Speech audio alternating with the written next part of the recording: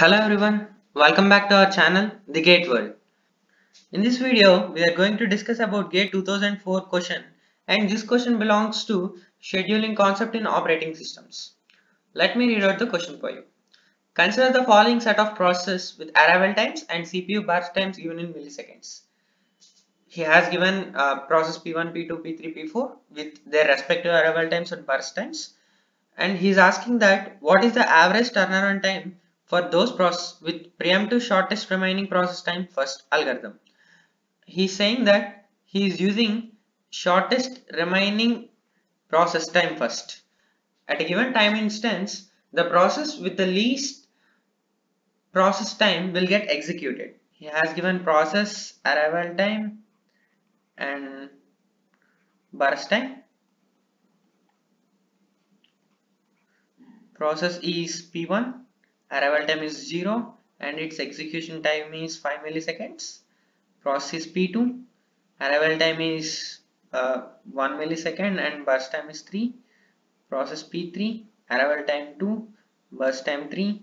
Process P4, arrival time 4 and burst time 1. So he is asking what is average turnaround time. In order to calculate average turnaround time, we have to first calculate completion time, and the turnaround time lies between arrival time and completion time. And average turnaround time will be obtained by dividing total turnaround time by total number of processes. Let us draw the Gantt chart.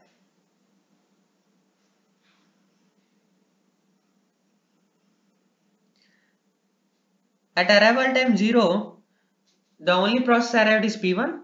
So CPU will be allocated to P1 and it will execute it for 1 second and its remaining time is 4 seconds. At time t equal to 1, process 2 has arrived.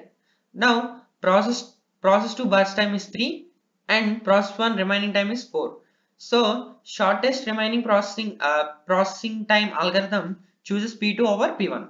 So now P1 is preempted and P2 is scheduled. Now P2 is executed for another 1 second. Now at time t equal to 2, P3 has arrived. Now remaining time of P2 is 2 seconds and P3 is 3 seconds.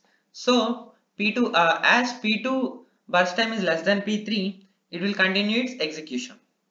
Hence P2 executes for another second. Now at time t equal to 3, P2 remaining burst time is 1 second and other available processes are P1 and P3. P1 remaining time is 4 seconds and P3 remaining time is 3 seconds. So again P2 will continue its execution. P2 executes for another second and at t equal to 4, P2 completes its execution.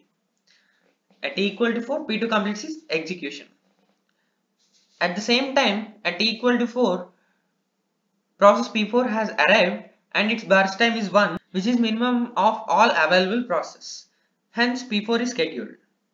P4 runs for 1 second and its remaining time becomes 0. It goes to termination state. Now in P3 and P1, process P3 has shortest processing time. So P3 is scheduled. P3 is scheduled for 3 seconds, which means it runs till t equal to 8. Its remaining time becomes 0. And now the only remaining process is P1 and it is scheduled. It runs till 12 seconds and its remaining time becomes 0. Now at 12 seconds, all processes available are executed. So let us write completion times. P1 completed at 12 seconds. P3 completed at 8 seconds.